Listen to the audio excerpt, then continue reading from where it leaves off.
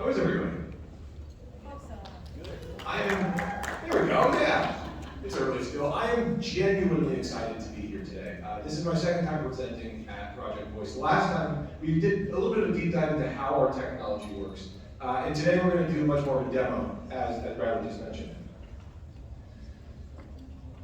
This quote is something that I started saying a lot over the last 15 years. My background's in clinical work. So I started off in private practice, ended up being the CEO of a mental health clinic, and ended up training through continued education programs and my own staff, almost 2,000 clinicians in a very specific kind of intervention. Similar to motivational interviewing, if any of you know about it, but the idea is I would play chess against people's problems. Not unique to me, just something I got good at. And I got good at teaching. And the idea is, like I said, playing chess against a person's problems. Because when a person is doing something that is not in line with their best interest, you need to figure out why. And sometimes it's as simple as the avoidance of bad feelings, physical or emotional, just avoidance of pain. Sometimes it's just inertia. Sometimes it's misaligned priorities. But the more you understand why they're doing what they're doing and how they're doing what they're doing, the easier it is for you to undermine that strategy and replace it with something healthier and more beneficial. So what I taught my staff and the other clinicians how to do was have any conversation on any topic with the people, and in doing so, understand the person across from you. If you were comparing that to like a poker analogy, it's play the other players, don't just play the cards. And we got good at it. And in my practice, we did a lot with at-risk teens and drug-addicted adolescents. And I watched the teen crisis unfold in America. I had a front row seat for suicide becoming the second leading cause of death for people under the age of 24 in America.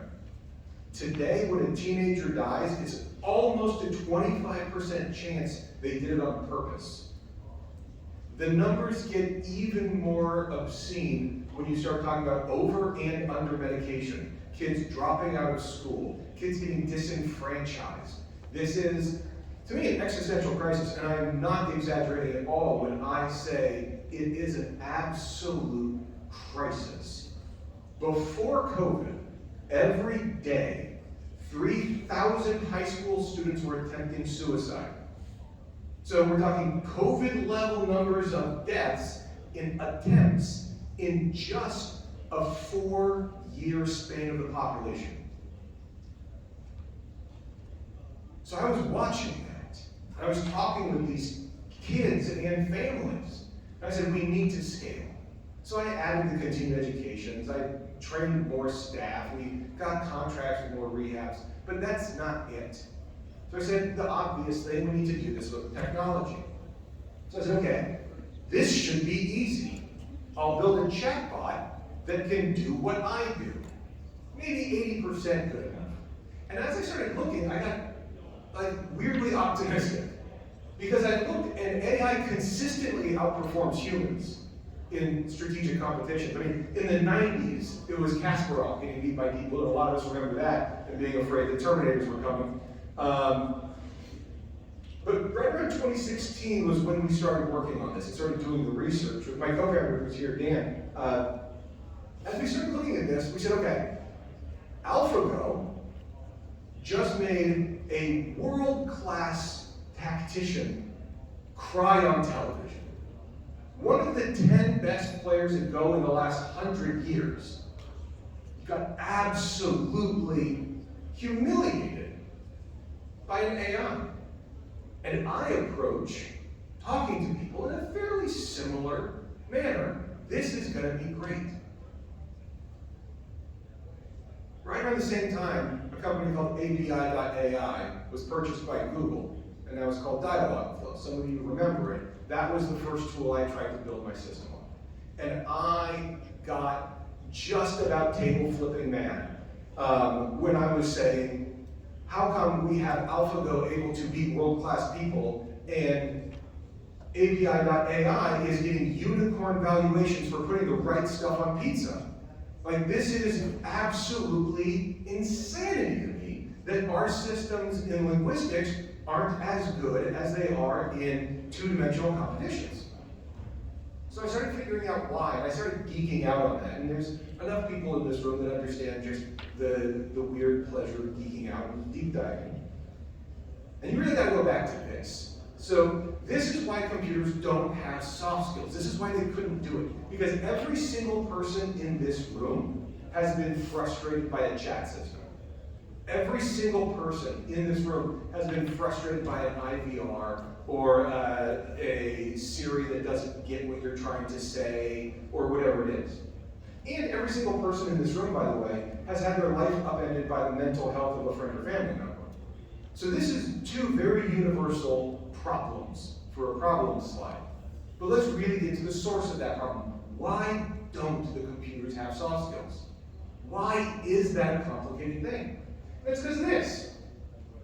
This is how computers work. We found this rock, and we figured out that if we beat it, and slice it, and grind it, and electrocute it, it gets good at math. That's it. If you torture silicon in a formulated way well enough, it gets incredibly good at math. And we've spent a couple decades helping these systems to do that. In fact, we've cut them so much slack, we've learned their language. And we've spent a lot of time just saying, look, you just be good at math. And when the calculator turns on, it's going to be right every time, but we're going to get a special group of people to get better and better at that.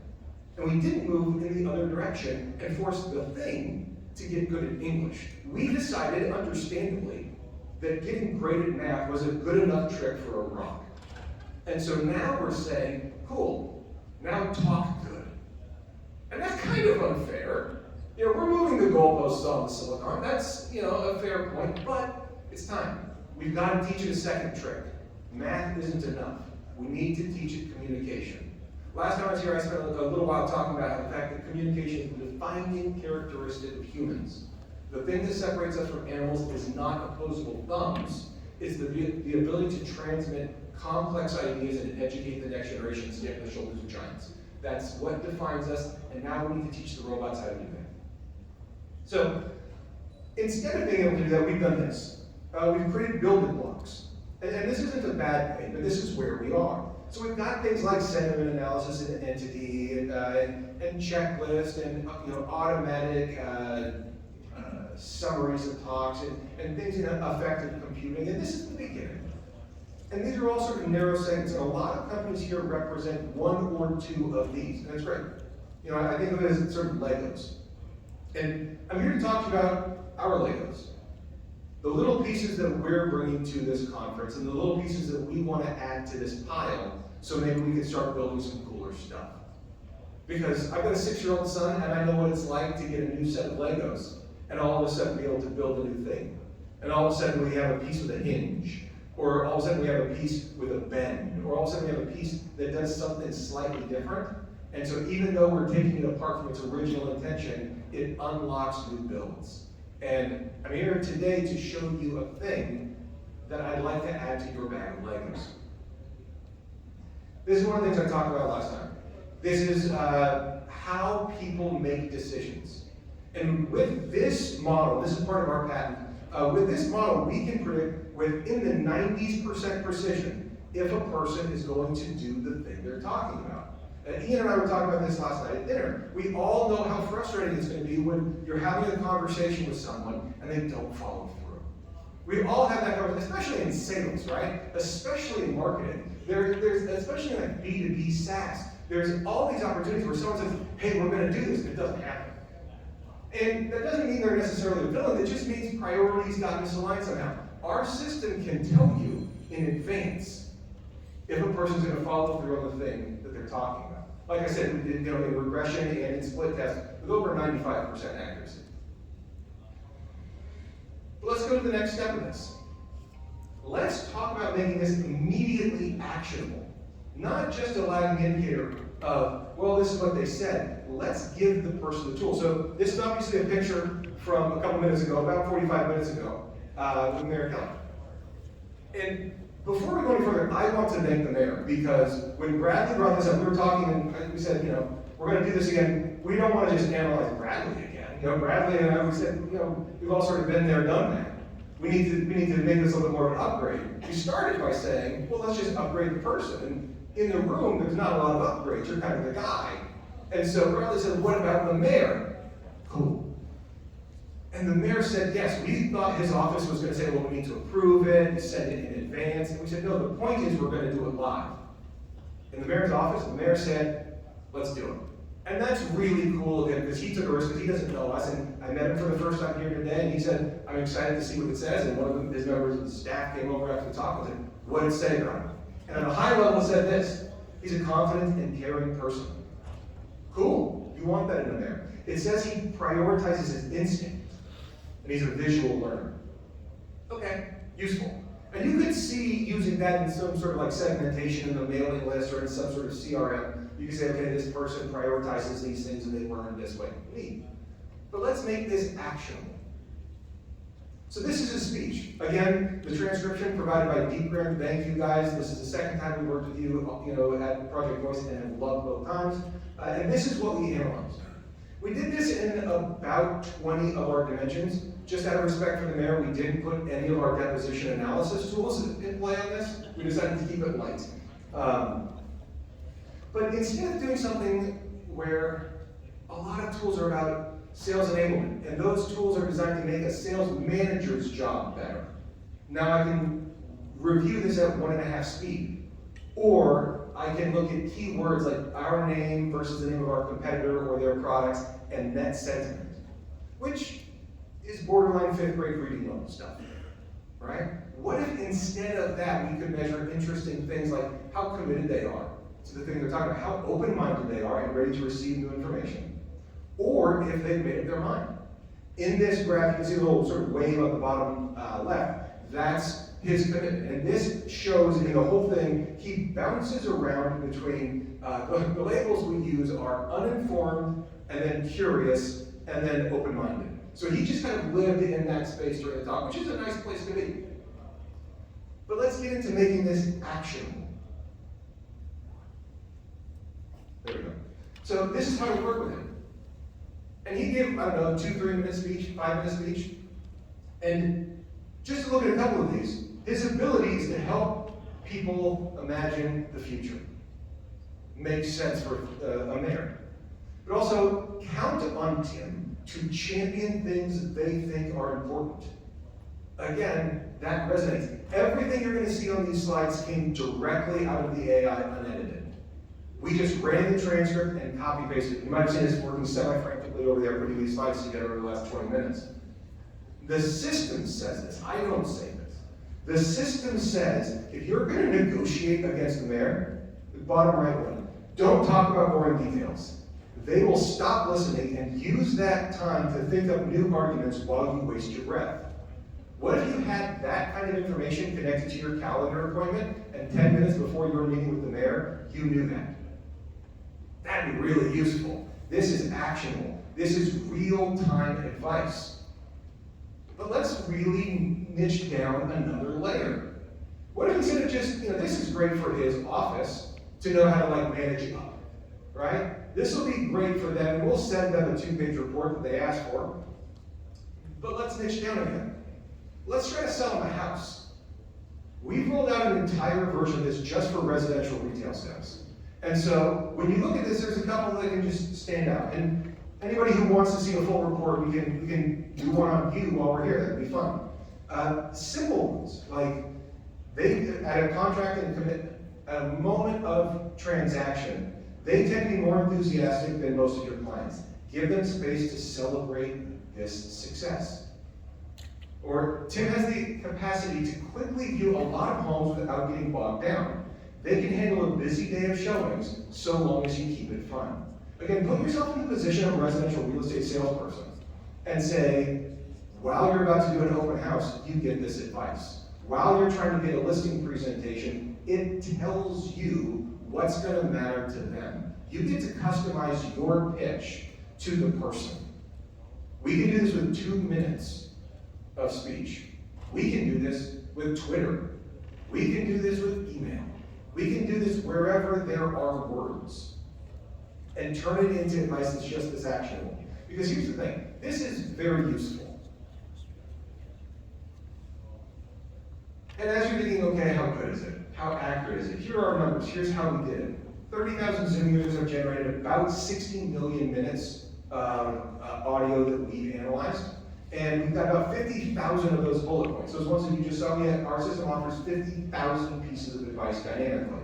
And we've analyzed so far this year about 500,000 emails. And you can see below that line, those are our objective and subjective feedback scores. So you can see only 4% of the time out of 60 million minutes has the user said, this doesn't seem right. 87% of the time on a Likert scale, we're saying this is highly useful and highly accurate.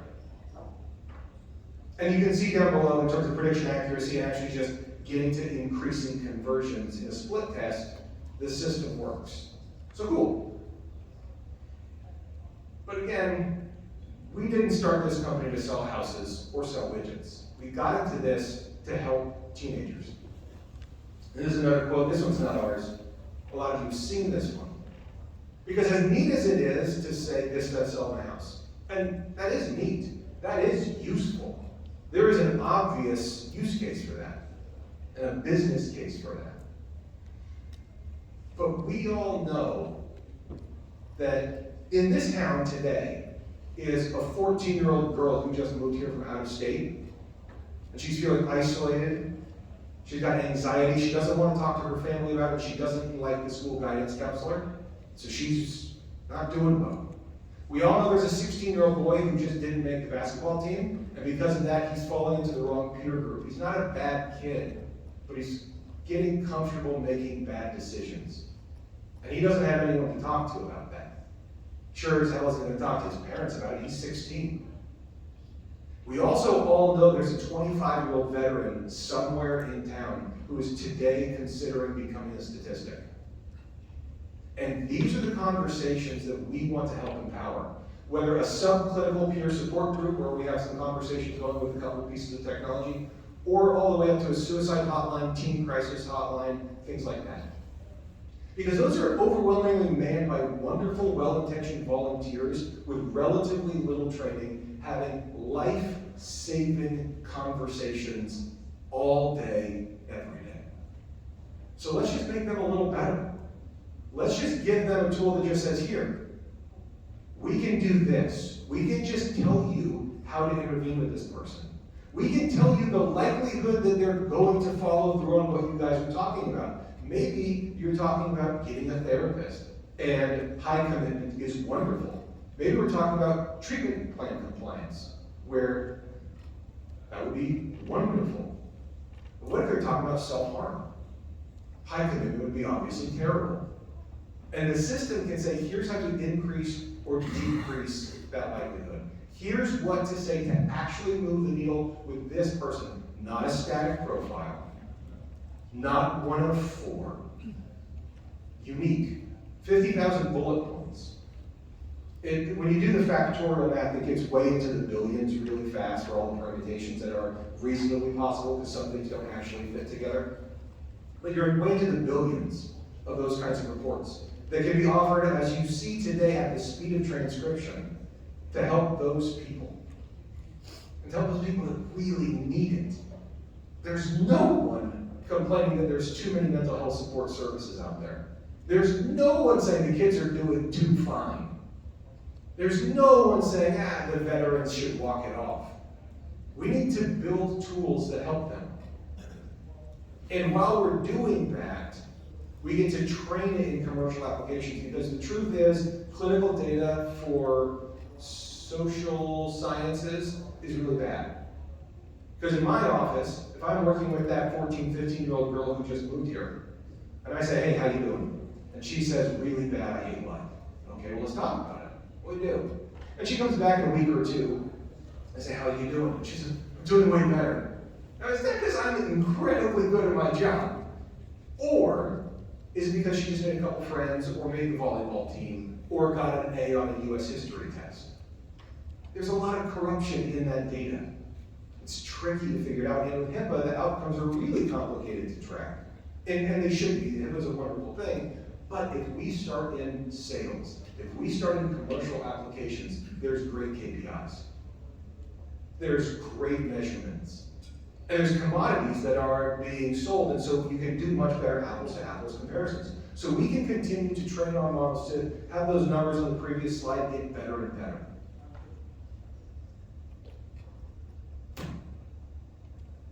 Because life-changing conversations happen every day, and every one of you know it because that's why we're all here.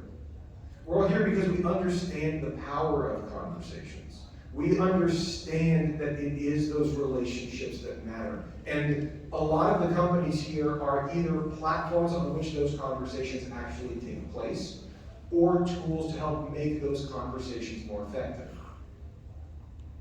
Here's what I want to say. We brought some new Legos. We brought real-time strategy and empathy, optimizing for improving the mental and emotional states of the person. We can make your users more productive. We can make your customers happier. We can make these people healthier. We can do that, and we need to partner with you because the slide at the beginning where we're talking about this building blocks we currently have, those are what ERPs are based on. Those are what RFPs are based on. Because that's what they know to ask for. And it makes sense that then we would just want to iteratively build on those because that's where the money is and that's what they're asking for. But we believe at Cyrano that the more we show people what else is possible, the more they're going to want it.